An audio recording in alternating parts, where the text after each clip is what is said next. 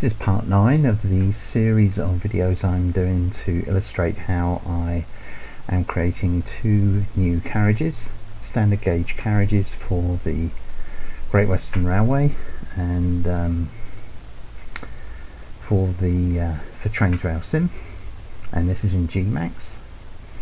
And I'm having altered my earlier model D12. I'm now, having produced my earlier model D12, I'm now in the process of making the E38 composite from that model, having removed any specific texture information for D12. What I'm now doing is preparing the mesh for E38, and it's based partly on the mesh of D12. It uses some of the elements of D12, and this is the, here I'm just preparing the parts of the frame that go underneath the doors as I fit them. So this is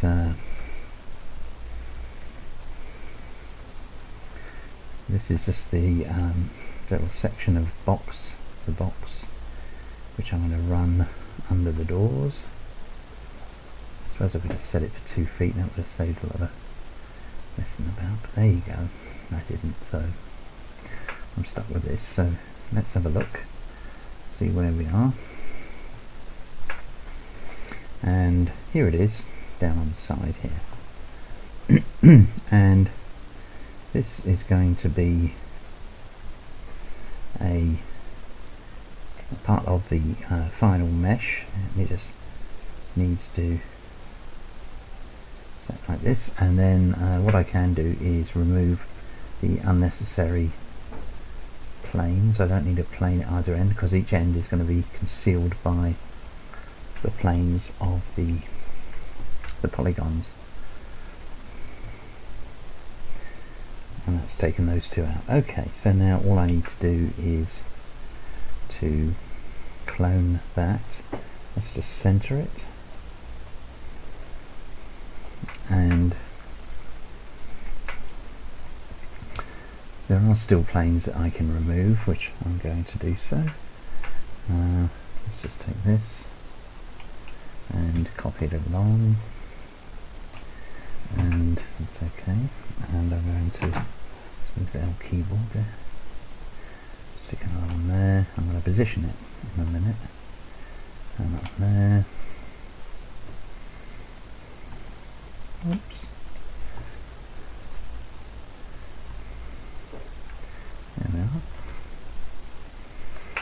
So this particular carriage has, as I mentioned before, it's got 3 third-class compartments, 2 first-class compartments, and then the very distinctive Great Western Railway gentleman's smoking saloon at one end,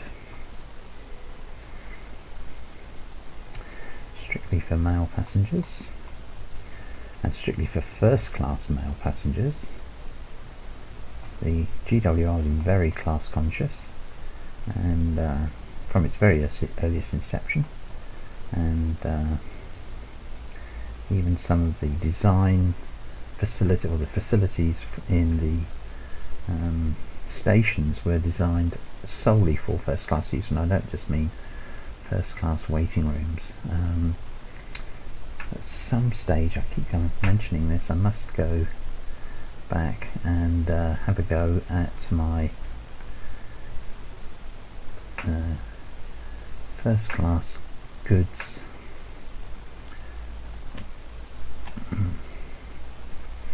at my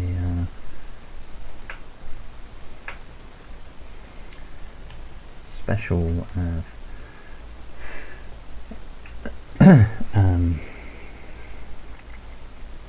loading banks that were installed by Brunel at stations, which allowed for private carriages to be loaded up onto one of the carriage trucks, which the Great Western had a large number, and also the carriage truck, and then a personal first class saloon, and then a personal first class saloon for the family that was travelling, and then maybe a second carriage which was for the servants, and a horse box for the horses that were drawing the carriage, and a luggage wagon for all their great heap of luggage. And this would then travel, this whole panoply, 3 or 4 little 4-wheel carriages, wagons, would then be shunted together by hand, or occasionally by shunting horse, and then the whole lot would be added to a train, the next available train, the next available service, or the specific service, which probably, or could well have been first, maybe plus second class only in the earlier days. Great Western didn't believe in third class passengers until well into the 19th century, in the last part of the 19th century, when the Midland Railway in England introduced third class travel on all their trains, and the massive increase in income that produced, with a lot of people travelling at a much cheaper rate, but many more people, and that meant that they were carrying a lot more passengers. Their profits were much higher, and the Great Western eventually succumbed to that move, or not succumbed, but wised up to that move. So there we are. Anyway, I've just taken out unnecessary meshes, and now what I want to do is to attach these additional little bits, meshes, to the side here. And you want to be careful not to include something behind or anywhere else. Just make sure you're picking up the right ones, and as you can see, they're changing colour as I go. And so there we are. And now we're ready for the side mesh, and so this is going to be the side of E38. There it is. And let's have a look at it. Oh, look at that, all over the place. But as we know from previous models, not a problem. And the first thing, in fact, we're going to do is we're going to take the whole of the side, everything we see there, and we're going to take it right down and down further. Now this means that all the faces of the mesh are textured with this one colour, which means all those little awkward edges, the edges of the 3D depth, and then we're going to pick up specific faces. So let's wireframe that and select our first face. Let's go in a bit so we can see what we're doing, and then have all the fun of picking all these up. Because the curve is made up of straight lines in E3D, and it's the number of straight lines which give it its degree of smoothness, then it's always a trade-off between including a lot of straight lines and therefore many more polys in the mesh, because each one of these is a separate polygon, and the actual size of the finished model. You've got to be prepared to make some concessions, some limits to how precise your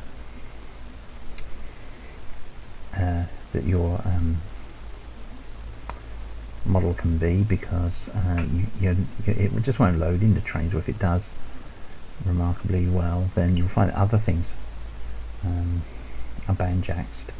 And there we are, look, that's it, planar mapped. I think that's pretty good. That actually looks pretty good. Let's have a look there. Oh, I think that's it.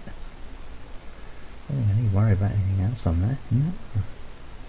Looks nice, looks sharp.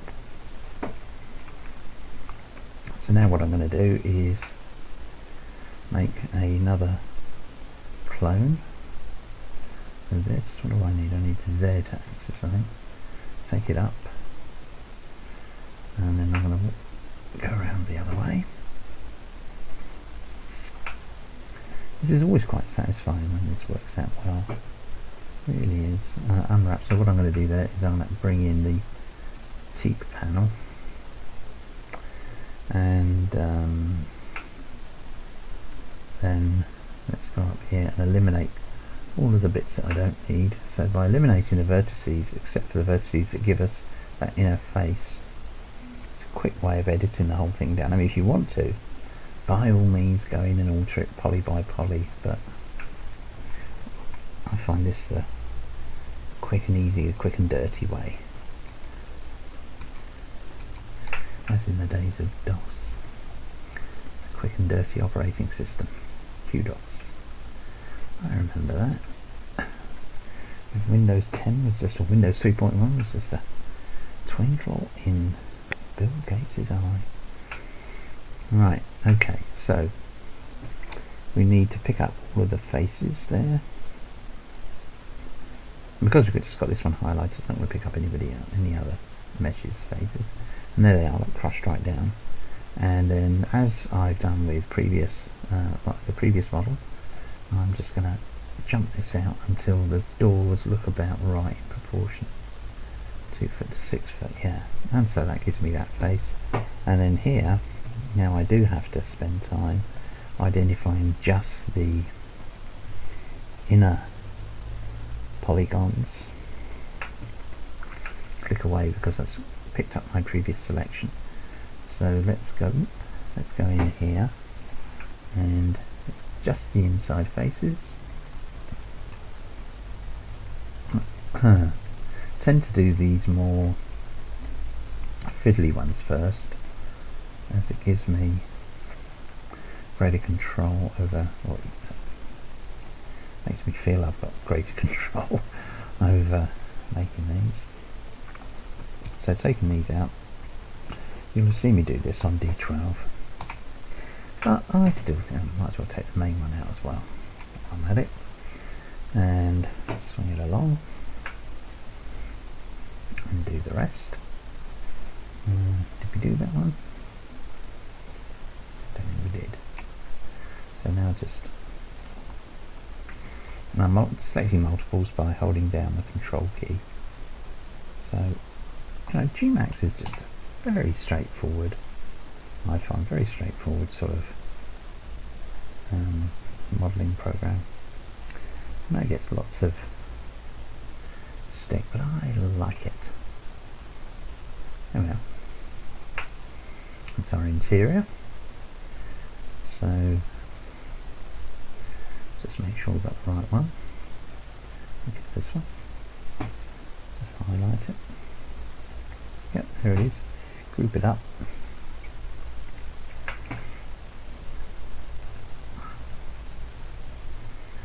Yep, that looks okay, and let's be really daring. Let's move it over to 1, 2, 3, 4. That's where that is. Get right in close, there we are. And then let's drop it down. And we've got doors here, so although they're wrongly textured because they're using an odd bit of the side texture, and they're in the wrong place of course. But what I can do, what have we got? Yeah, we have got texture corrected there, so let's take this, let's find a door tucked away, hidden away in there. There's a door, and there's the side, so let's hide everything else, and looking at it sideways on, see how close we are. Remember, I just want to alter it, the side in the vertical plane. Which one is the side? Let's make that side another colour. There we are. So we can actually see what we're doing. Oh, and we're quite a way out there. So we'll just zoom this up.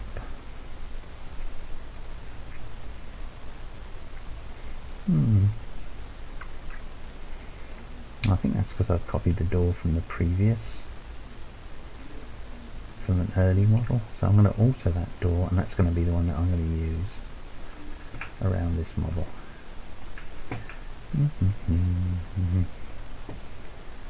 So let's have a look, and that should be a group as well.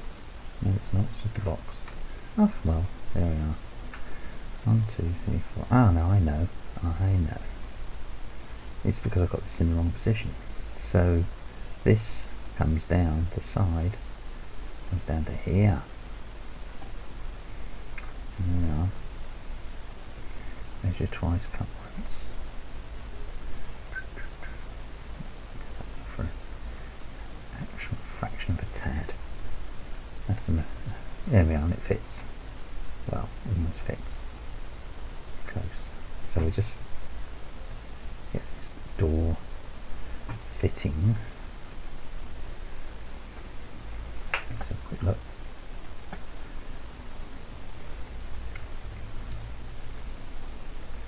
See, I don't think there's anything on the back of that door. Mine's racing. Let's just move it along. I don't think there's anything actually on it on the back. No. It's just picked up the door mesh, hasn't got the glass or the teak finish on it.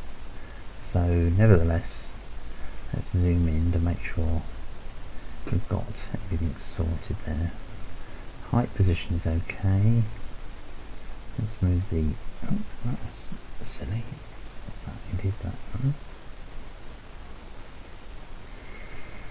Okay, and then here I'm going to adjust those there to fit the side, and then use this door as the pro forma, or the base, or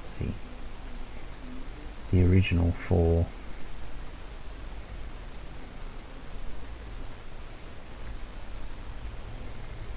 all the doors that I'm going to have on this carriage.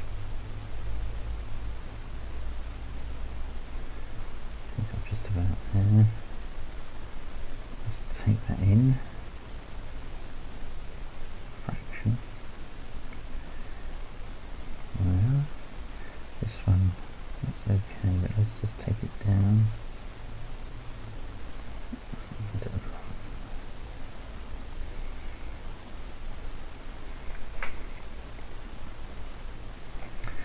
Alright, while we are at it, there are all doors along here, so doesn't actually look too bad as far as the texturing is concerned. Let's have a look. Let's get texture correction and smooth highlights.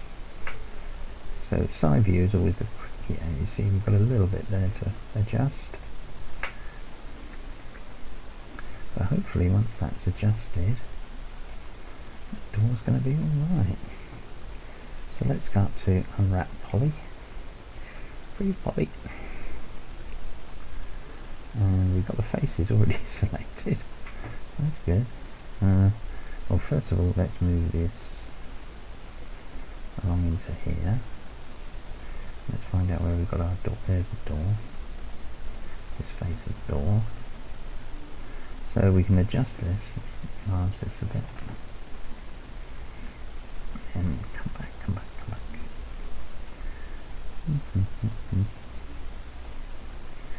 And pick up our door, centre it a bit. It's not looking too bad. I just need, I think it will go. It needs to be distance between there and there is greater than there and there, so therefore I've got to reduce that slightly. You've got to be so gentle with this. Now I've got to stretch it a little bit. So step back where we were.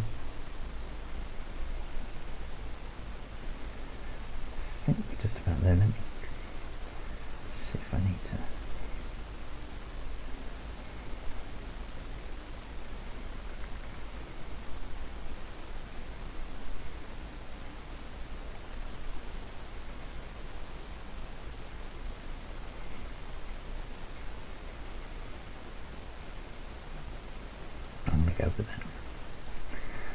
I'm going to go with that.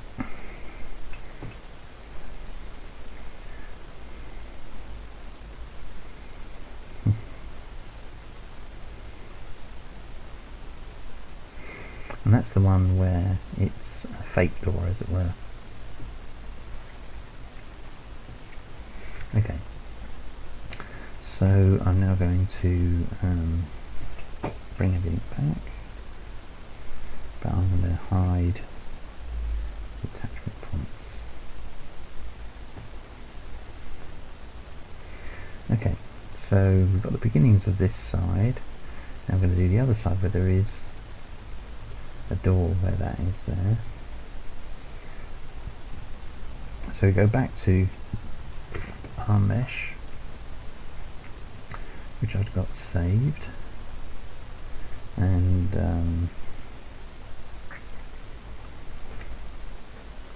this time we need to, I'm just thinking about it here, we're gonna keep the door and lose that window. So if we zoom in and lose that one, and just to remind myself,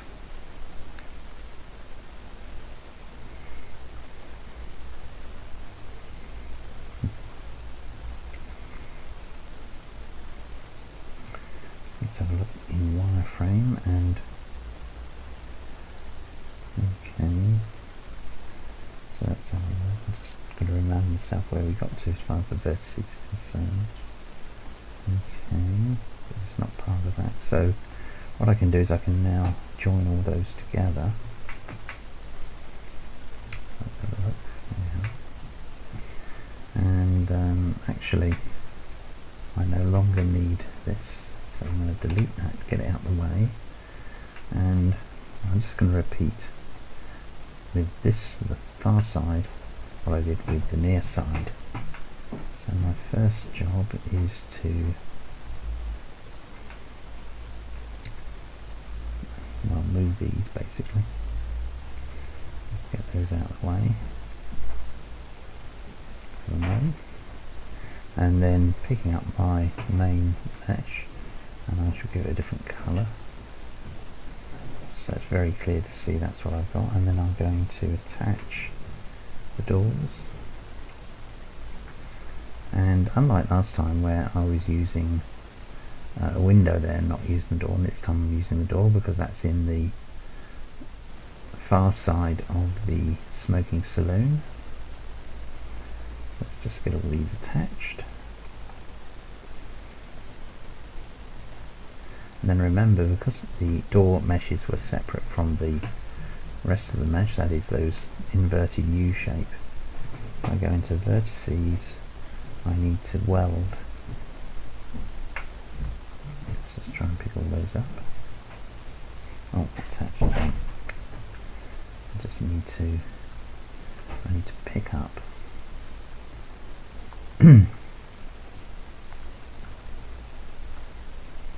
all of these all the way along, and then down here weld. Why it's set for that, I just don't know. And if anybody who's watching this knows how to adjust the presets in the Trains game pack for Gmax, then please let me know. It only takes a moment to change it, but it's a bit irritating. I'm just a bit fed up with it. So there we are, there's that mesh in that hideous colour. No, that's the wrong one, isn't it? Edit mesh. Extrude. There we are, it's extruded. Now because it's going to be around the other side, let's work from the other side to make sure we're doing the right thing. And the first thing I need to do is to get the tumble home incorrect. That's this one here, correctly positioned. So let's do that. Move it over. Oops, wrong direction. Move it over to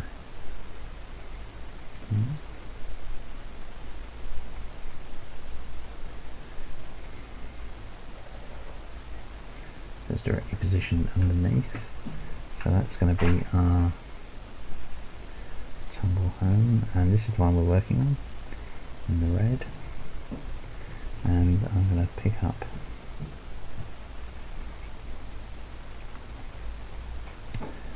and make sure it's positioned right to the end there, and the other one in at 90 degrees is going to give me the guide for the tumble home. And also this is one of our boxes which I can now bring in to position it over by the tumble home. So here we go, bring it right over, and I think I've got it to rotate, so I'm just going to rotate that 180 degrees.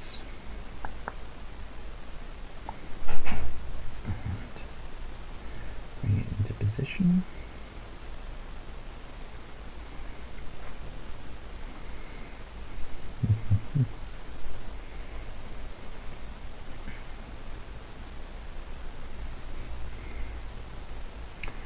And let's come in here, zoom here, bring it down.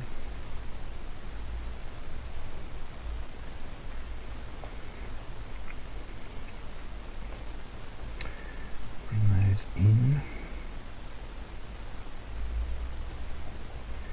Make sure these are right.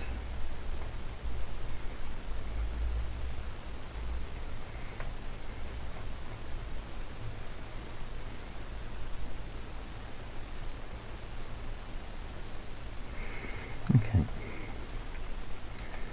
That one definitely try. It's not as precise as it could be. So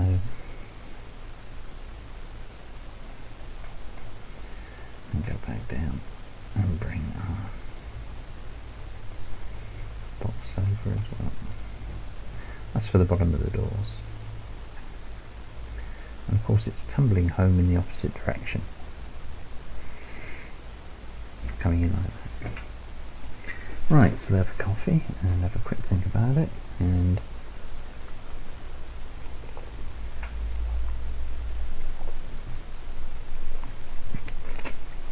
that's what we're now looking at. So it's the usual business now of making up clones and adjusting the length of these pieces.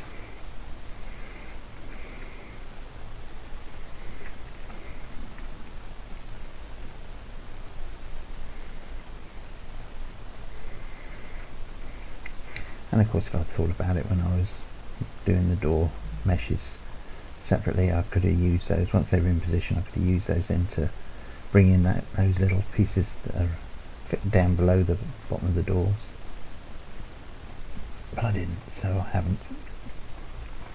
So I'll have to do it independently, separately, which doesn't take too long, but it's just one of those jobs that you have to be, you want to be sort of thinking 3 or 4 steps ahead what's coming up next. Well, that's the way I've found to do it anyway. To try and prevent yourself spending time doing jobs that you don't need to do, or repeating the same job. And I'm sure there's an easier way of doing these, but I haven't found it. So anybody with bright ideas, always welcome. Please leave a comment, let me know what you think, and if you can, or if you're having a go at Gmax and you find yourself coming up with solutions which are neater, cleaner, faster than my methods of doing excuse me, for doing these, then by all means leave a comment. Always very welcome indeed. And where are we? Just coming up this one, and also the polys there, with end polys.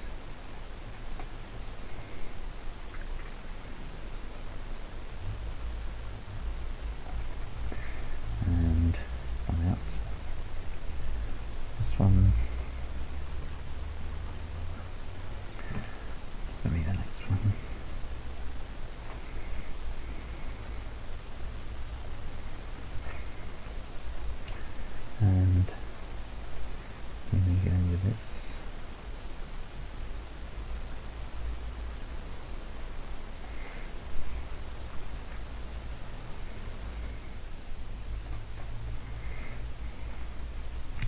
And what else do we need? We need one for the end, okay, and one for that bit. Okay, let's just do this one.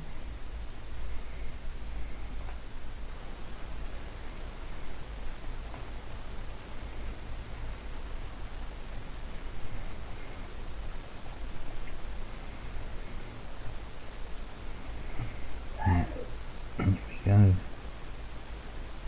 To the depths of this one.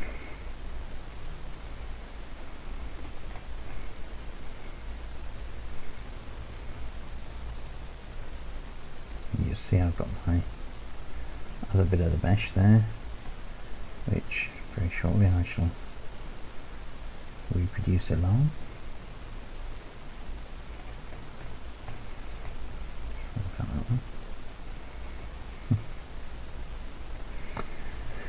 Right, and I can just bring the end in here, but it's just, I've got to alter it anyway, so I've got to get the curve of the end in, which I quite like. Okay, so now we just pick up this one, let's go up here, and let's lose, if it's got an end poly, doesn't appear to have. Good, okay, must be a copy from the one I did.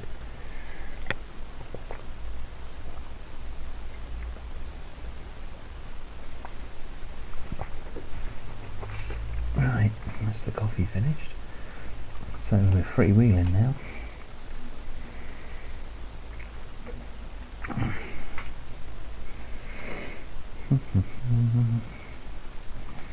What I will do is I'm going to zoom in and make sure I've got these positions correct. That looks okay at a distance. Sometimes there's some real horrors when you zoom in. Notice I've still got other meshes floating about up in the air, up above the main part of the model. And I'm going to take those out as I work. It's just that I want to keep copies of the meshes before they've been extruded or converted to polys. In order to make sure that it all looks okay. So there's that. So let's just do this. Might as well go here and be done with it. Nice and big. So let's just do the the curved end. Now, if you've been watching these videos up to now, first of all, thank you very much, and I admire your patience. And if you manage to stay awake, even more so. Because some of this can be very, very suitable for insomniacs to get them to sleep. But joking aside on this, I hope by now you're beginning to get a familiar routine of how I'm going about making these. I've broken down the carriage side into various components, of which these curving tumble homes at the bottom is just one, and I'm just doing that then to what I'm doing. I'm just checking this positions here and then down here, and then just breaking it down into basic elements, essentially squares, circles, other curves. That doesn't look right, does it? And there we are, and there's the problem. It's going to look a bit better now, yes. So yeah, there's the end is wrong. And it's by doing that you can build up some very complex shapes indeed, but you need to start by working out the essential basic shape that you're going to work with to make a start, and you build up slowly from there. Look at that.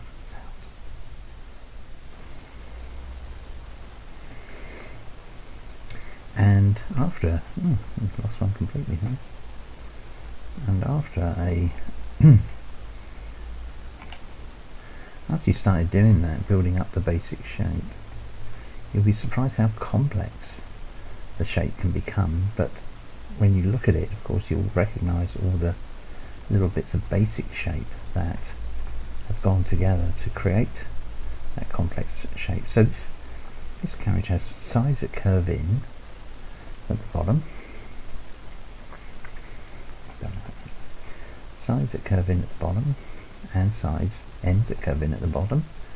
And on one I did previously, the first class carriage, side corridor carriage, that actually had what I can only describe as bay windows. That's a bizarre, looked like some sort of 1930s Metroland suburban house. And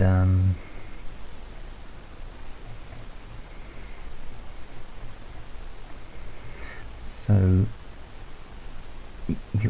what I had to do with that was think about it a bit, obviously, and see if whatever I was doing was just how simplified. No, first of all, how much I could lose in the way of detail without losing, as it were, the spirit of the model, but at the same time making it, first of all, practical to make, and secondly, not too big, not too detailed, but so to create the whole image of the thing, of the carriage, without it making such a walloping great model that you'd need a supercomputer to run it. I know mine wouldn't. And I tend to use my PC i5, I forget how much RAM, 8 gigs, something like that. So that's the sort of,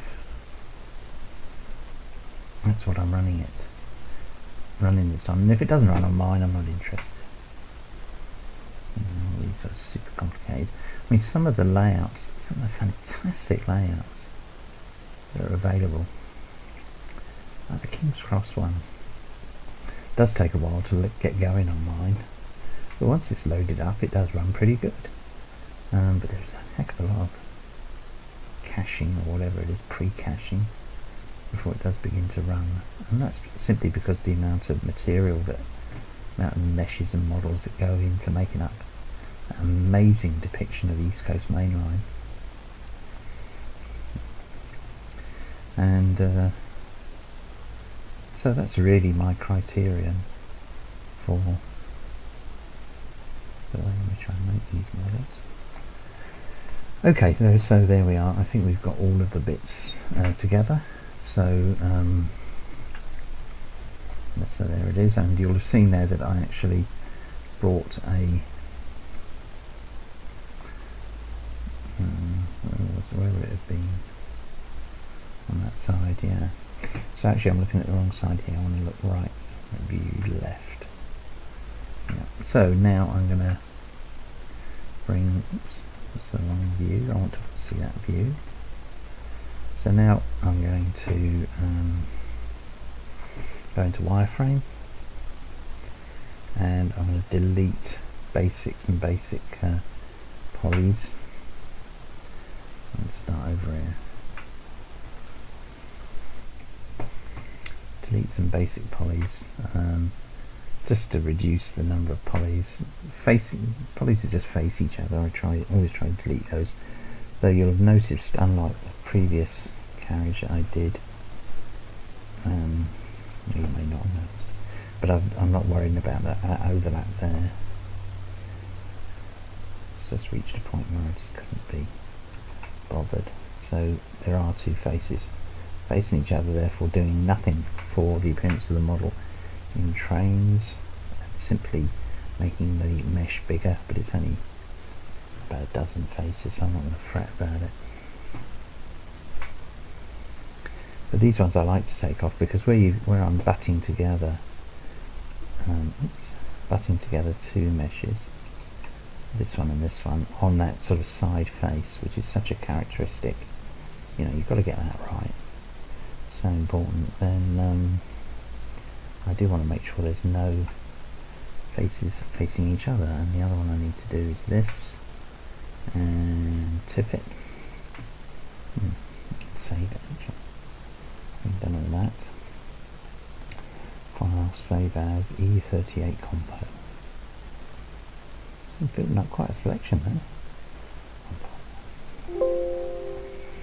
Here it is. And I'm going to collapse that to a poly. That's the point of no return.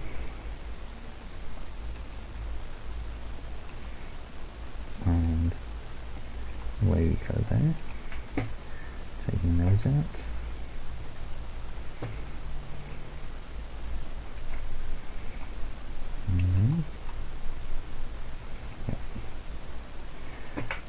Okay, so you'll have seen what I did before, and now I'm going to do it again, which is smooth and highlights. I'm going to attach some bits together. You'll notice that the cursor changes to the cross whenever it finds something which isn't already attached. And the piece that is being attached turns into the colour of the original mesh. Okay, there we are. And now we can try out the side. Okay. Well, long way off yet. So what we're going to do is we're going to chop all that round. Close it in a bit, make it almost larger, that square rectangular, and make it all that colour. And we go wireframe, and pick up all the polys that we want to, faces that we want textured. So let's pick up all the outer faces of these bits that we've just added, because they're going to be all part of it. Create the shape. In the past I've used the business of making a rectangle for the side and then punching out the windows using I forget what you use now.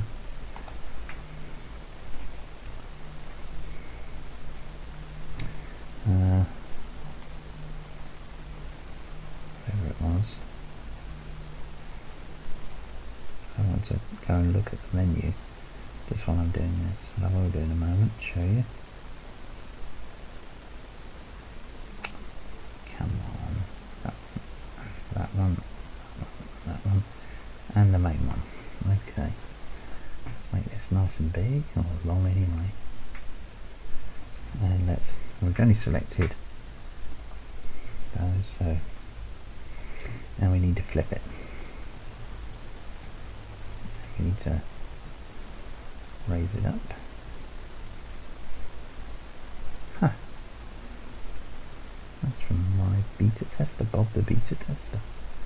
That's nice. No doubt saying Merry Christmas. Yo. I'll answer that in a minute. There we are, so let's just zoom in a bit. Make sure I got it right. Because you can sort of look at it and then suddenly realise you're not quite there. I think that's good. Yo, there we are. And we should have it black on the back. Or dark anyway, yeah.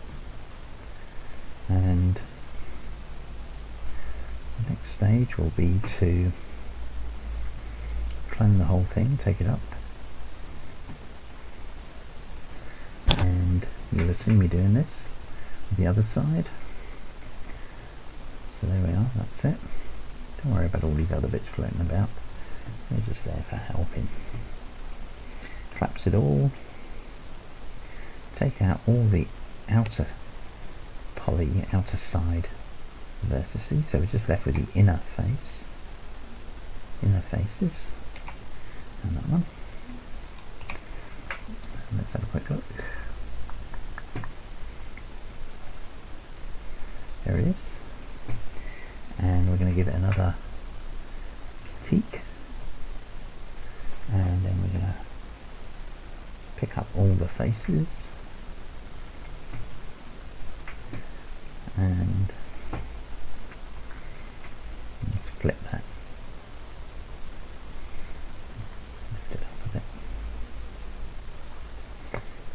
proportionally expand it. I'm using the mouse wheel to pull back, by the way.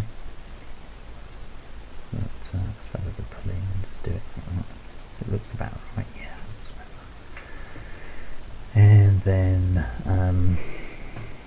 come into our side, wireframe, and this time we're going to be deleting those polys that are going to be replaced by these ones here. So collapse all polys, just select them up,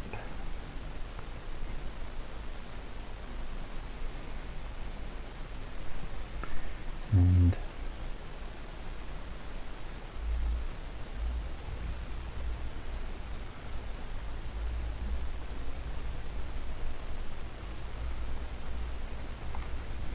out. You know, it's there onwards. So zoom in. Again, I'm sure there's a multi-materials way of doing this. I've never bothered. I'll just keep it as separate meshes and simple texturing. That's enough for me. I can just about get my head around that. Okay, so we've now removed the interface. If we have a look here, there it is gone. There's our new interface, and we've just got to align it, bring it back down. There it is. So there's our side, and straight away the first thing to do with that is to group it, make sure it's okay. There it is. Be careful not to pick up that curvy bit there. Just looking through it, and we group that. Okay, and I suppose the thing to do is just to bring it down.